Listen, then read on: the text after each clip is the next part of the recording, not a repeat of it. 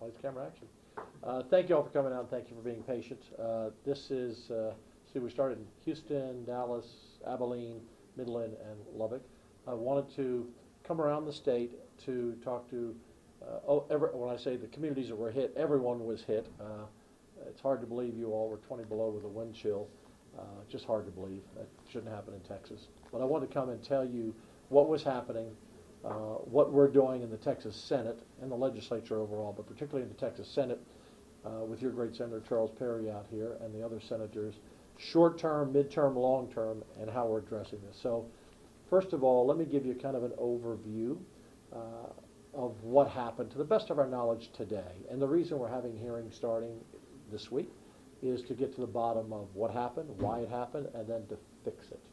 So the highest demand we ever had on power was in the month of August in 2020, 74,000 megawatts. And the highest in the winter had been in the 60s. But on the night of the storm, around 9 p.m., we were at 69,000 megawatt demand. Now, ERCOT had planned for January and February that they thought 57,000 megawatts would, and they'd had some overage for that, but they thought that would be the number.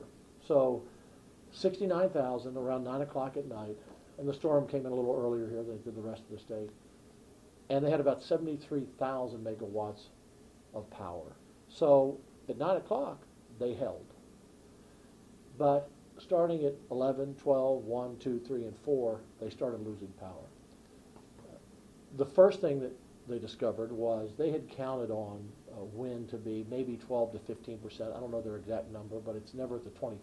You know, you've heard a lot of these numbers. I see people on television talking about numbers they don't really know about. That, well, renewables supply 25% of our energy. Well, they can. Wind is about 23%, solar is about 2%. On a day like today, that may be more than 30%. But when it's cold and the wind's not blowing, or it's night and there is no solar energy, well, they're not reliable. So ERCOT thought they were going to get about 12 to 15% of their power, and they really, some hours it was 4%, 6%, 7 or 8%. So they lost power there. Now, some of our windmills are protected up in the panhandle, but most of them were not. So they froze up. And then the blades became heavy with ice, and they became less efficient. So you started losing power. And then our plants, and you have to kind of divide this. You know, you've got the West Texas oil and gas that's providing the gas, natural gas through the pipeline to the plants that generate the power that ERCOT buys it from, that then goes to your distributors, like whether it's Encore, CenterPoint, whoever it may be around the state, who get it to your home. So the next thing that happened is the power was turned off at some of our natural gas, oil and gas plants. The power went down. And so they could not move that natural gas to the plants that generate the power. So that was part of the problem. In some cases, as I learned in Midland today, they were producing the natural gas to go to one of the plants 10 miles away that produced the power, but it has to go through a processor first, and the power went down on that processor. And with the weather and the black ice, there was no one that could go out and turn it back on for several days. Then you had, although natural gas doesn't freeze, there's cracks in every pipeline somewhere in the system. Water, moisture got in, and so that could have frozen the pipes. And then you had the plants that generate the power and other plants that just their equipment started freezing up. So you had that combination. So the renewables were not reliable. The reliables that eventually got us back of clean coal, nuke, and gas all started to go down. So 69,000 megawatts was the demand at about 9 o'clock at night. They had about 73,000, and then over a couple of hours they were down to 50,000, 48,000, whatever the final number was. They had to reduce power and tell those who deliver the power to have a rolling brownout or a long outage. Otherwise, the system, plants could have caught fire. We would have had a total calamity, and the entire grid would have gone down. And that, some people call in the business, is a black start. To get that back up could have taken weeks, it could have taken months. That 90% of Texas would have had no power. and little water. So ERCOT was trying to avoid that happening. Now, I'm not here, and I know many people watching right now weren't on ERCOT, but many in the viewing area, the TV stations are. So some of you had severe problems, some of you did not. I'm not here to point fingers today. I'm just trying to give you a broad overview of what happened. But we're going to know more of what happened specifically as we go through these investigations of the Texas Senate. Along that line, you've heard about 2011, that the last time we had a big freeze, and we've had it since, but something similar, although it was nowhere in comparison to this, that the legislature made recommendations about winterizing the system and doing some other things, and why didn't the legislature, I wasn't lieutenant governor then, but I was in the Senate, why didn't we demand certain things? And I can't tell you 10 years ago why those discussions and they weren't made. Sometimes we don't demand certain things because then they only do what we demand. They don't do anything else. We really, whether we're dealing with a hospital or dealing with a school district, or we're not in the business of trying to tell everyone what to do every day. You're in that particular industry or business and you make those decisions. We were told that they followed up on our recommendations. And the truth is, in 2011, 12, 13, 14, 15, 16, 17, 18, 19, and 20, the systems have worked fine. We've had some brownouts, 4 hours, 8 hours, 12 hours, nothing like this. Of course, we've never seen a storm like this. But we have to be prepared for that. And they weren't, obviously on multiple levels. This was a perfect storm and a terrible storm. And let me say this, that I don't think in Texas, because this kind of weather is so rare in a lot of the state, you get cold weather out here, and you can get more freezing than you get in parts of Texas, and a little bit more snow in parts of Texas. But the reality is that we don't look at winter like we look at a hurricane. We say, oh my, a hurricane's coming, we have to get prepared. It's a Category 5. Or we know if a tornado hits, you can't prepare for that, but you know the aftermath. But we don't look at the winter as the same. Well, it's going to be cold, it's going to be icy, but we'll be fine. I think this has taught all of us that, and I think the weather was more severe than most weathercasters. I'm sure a few of them had it right, thought it was colder and it lasted longer. But this was a natural disaster, and if we were to put a label like we do from hurricanes on winter storms, this would have been a Category 5 winter storm. The message I want everyone in your viewing area to know is that, if you don't know, as President of the Senate, as Lieutenant Governor, I alone decide which bills come to the floor.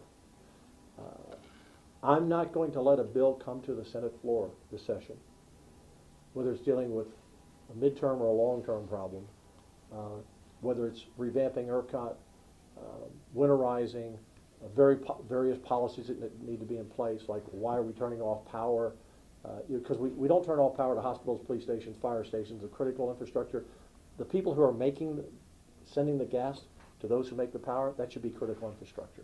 And I'm not letting a bill come to the floor that doesn't fully address every one of these issues.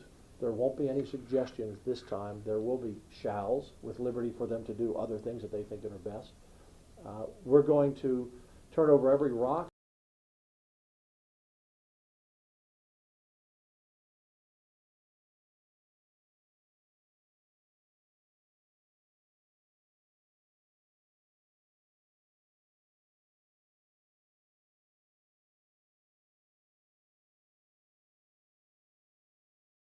Either.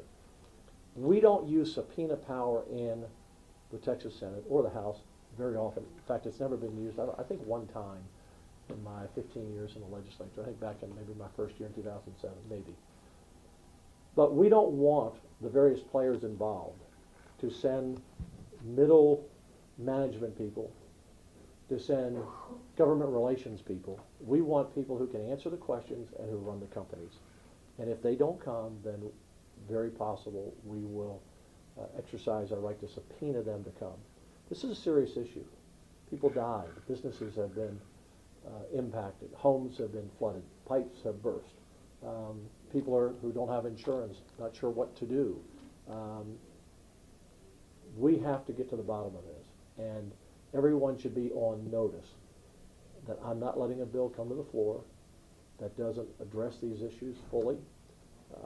We're not going to let anyone say, well, I'm sorry, I'm too busy to come and testify, if they're an important witness in our view. and we're going to get to the bottom of it, and we're going to fix it. I've said this to some other folks. I work with the governor and the speaker. We're in this together. We all want to accomplish these goals. But I'm personally going to put it on my back to be the person responsible for the fix. Matthew 20:26 says, "Those who wish to lead must first serve." I'm a public servant, as some of the people in this room are, but we also have to lead. And right now, you all don't want finger pointing, blame gaming, partisanship, bickering. You want to know the answers, why it happened, you want it fixed, and in that regard, those of you who have gotten some of these high bills, and the people who are getting these sky-high bills are ones who are either buying it wholesale or they were on these variable plans. And the ones who are on fixed-rate plans aren't getting those sky-high bills. So if you're on a variable plan and you've got a high bill, don't panic. I'm not sure how we're going to figure it out, but we're going to figure it out. Secondly, we're going to need good legislation on what I think are some fly-by-night companies that were selling power really cheap to people who never read the fine print, and now instead of getting a $150 bill, they have a $1,500 or a $5,000 bill. And I think people are shocked because they didn't know what they were in for. For a few more pennies, they could have had a fixed rate. So we're going to fix that. We also have to be conscious of this, because a lot of people who have been paying more for power for years at a fixed rate, and other people are paying less with a variable rate. Some of these folks over here say, well, wait a minute, you're bailing all those folks out. It's not about bailing people out. It's about helping people in a situation that really wasn't their fault. So we're going to do everything we can and address that issue. But we're just going to fix this problem, and I'm not going to rest until we do. If we have to come into a special session and another special session to do it, we will. Short term, then I'll go to questions. Short term, right now we're dealing with some commodity markets and money that ERCOT has to pay that, at this point in time, and because we don't want the markets to be rattled. So we're looking at that short term. Again, if you've got one of those big bills, don't panic at this point. We'll get back to you. We don't want anybody to be disconnected. We know people who don't have insurance, have issues. Hopefully FEMA will come up with money and we'll find ways to help you in your repairs. So there are some of the short-term things and mid-term, but long-term we have to have the big fix. So when this happens, and we all understand, look, if it's 20 below and freezing, some things are going to happen, but worst case scenario, it should be a brownout. And the last thing I will speak, people will say, well, Dan, what happened to the brownouts? Part of the brownouts were because as power went down, remember, 69,000 required, we were down to 50, 48, and we had to reduce power.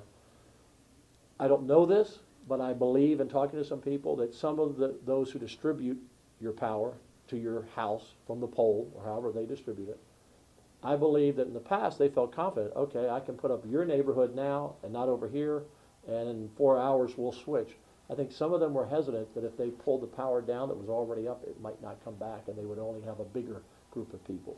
Don't know that for sure, but that's what we're starting to learn. So I'm here just to let you know we are focused. The Texas Senate will, with the House, work on this, but I'm not going to take a bad bill or a half-baked bill, and I'm not going to take one from the House either. And that's no one's intention. And I'm also not going to it's not anyone's intention, but sometimes people get to a point where we got to do something. No, we have to do it right. And I'm not going to let lobbyists in $5,000 suits, oh no, we can handle this. No. We don't have, by the way, we're not the experts. The members of the legislature, we have some people that know the issues really well, a handful, but we're going to learn, and we're going to craft a bill that addresses this problem. So with that, questions? So, sir, Lubbock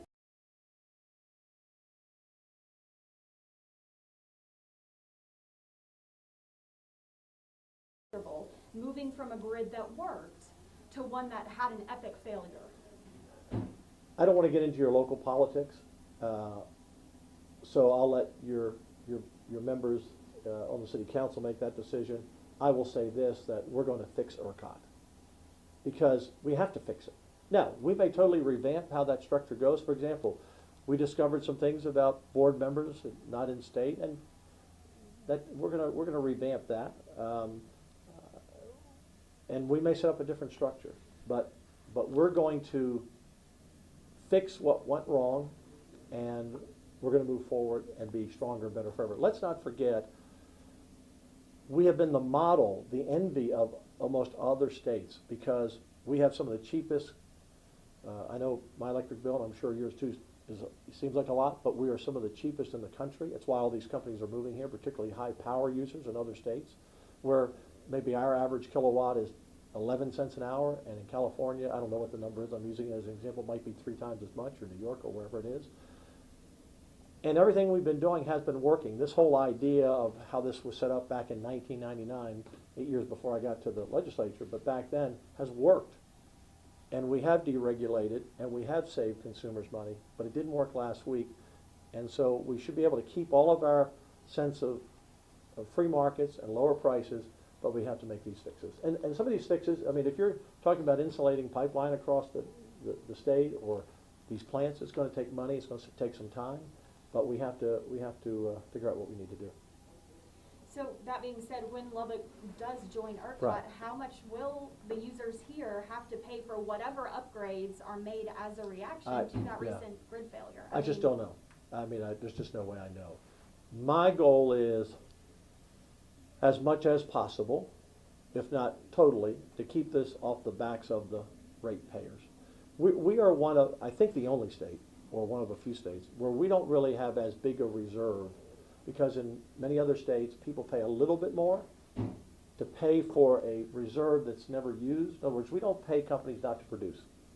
In other states, they will pay, most states, maybe all the 49, pay for a little, we thought, I don't want to say we, but when they designed the system, they thought the way they designed it, it was an incentive for people to always be producing power.